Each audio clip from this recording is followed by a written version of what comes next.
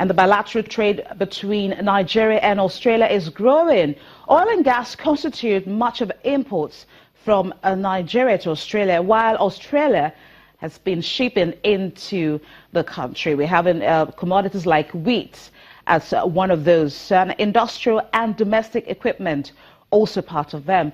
Now, in this interview with Channel's television news anchor Amarachi Ubani, the Australian High Commissioner to Nigeria, Mr. Paul Leeman, speaks about the trade relation between Nigeria and Australia.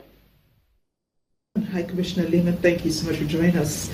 And let's begin by talking about how much trade goes on between Nigeria and Australia, and how much trade has been going on since the start of the recession in Nigeria. Well, traditionally Nigeria has been in the top 2 or 3 countries in terms of volume and value for Australia as a trading partner on the African continent.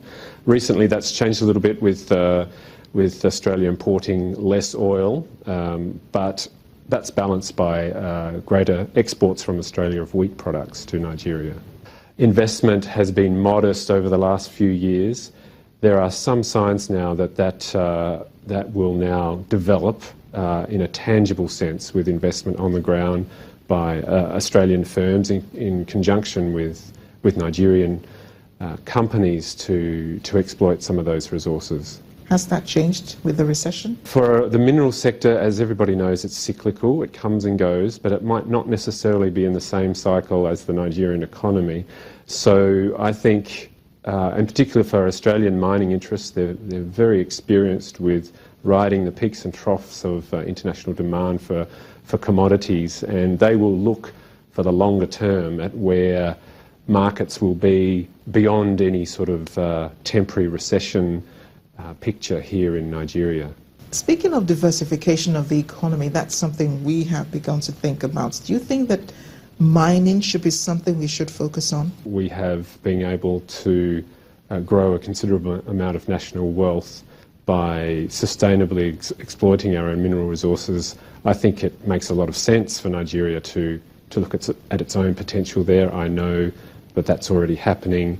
The government is talking to us about what it can do further in this area, and we're always happy to partner with the Nigerian government in exploring ways to develop that sector and ways in which Australian expertise, Australian investment can play a part of that picture. I'd like to get your thoughts on the President's anti-corruption fight. We are strong advocates for countries pursuing development with strong institutions and strong anti-corruption measures, if you like. Nigeria's potential will truly be unleashed once those things are in place, once corruption is a thing of the past, and once institutions are free to do the jobs they are there to do without the scourge of corruption. So we certainly support the work of the Nigerian government in bringing that to an end. The President is calling for international partners to also help in this fight against corruption because of the magnitude of it. It doesn't just exist in Nigeria. People are taking monies out and keeping it in foreign banks and so on. Is Australia also working with Nigeria in this regard? Australia stands steadfast with countries all around the world, including Nigeria, to look at ways to eliminate the scourge of corruption across the board. As I mentioned, corruption is not solely a problem for Nigeria, it's an international problem. It crosses boundaries, affects people everywhere, and that's why it's important for countries like Nigeria and Australia to work together in these issues. The internally displaced people and a lot of people who are trying to leave the country to Europe, joining thousands more from other parts of Africa and the Middle East coming down to Europe. The UN says this is the worst year for migrants. What do you think of the report?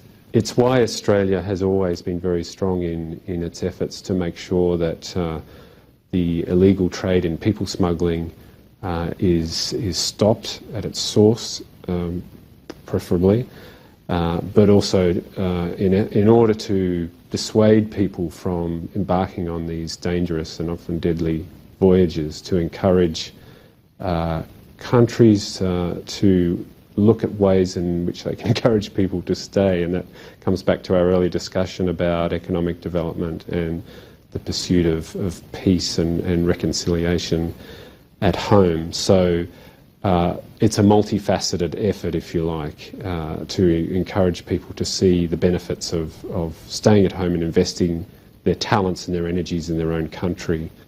Is it possible, to keep people in their own countries? Because I've heard some European countries say that's what they want to do. They want to help African leaders prevent people from making that dangerous trip. You think that's possible to do? The aspects that needs attention is what governments and countries can do to encourage their people to stay and to invest themselves and their talents and their futures at home. That's not to say that people shouldn't travel and live and study and work abroad. I mean, Nigeria is world famous, as is my country, for being outside of our homelands and doing great things overseas. There's a balance there between encouraging international trade, the exchange of ideas, people-to-people contacts, institution-to-institution contacts. All of that remains essential, and in fact that is part of the way we develop our nation. So I wouldn't for an instant want to say we should be closing things off, but making sure that we focus our development efforts at home to encourage people to sort of pursue their futures in their own homelands. And since we're talking about the movement of people, we've seen a doubling of Nigerian students going to Australia to study. Tell us about that. I hasten to say that it's off a very small base, but over the last 3 or 4 years we've seen a quadrupling or more of Nigerian students who are looking to study in Australia. Your viewers may be interested to know that Australia is the third largest number of foreign students anywhere in the world, after the UK and the United States. So we have quite an established system to cater for international students.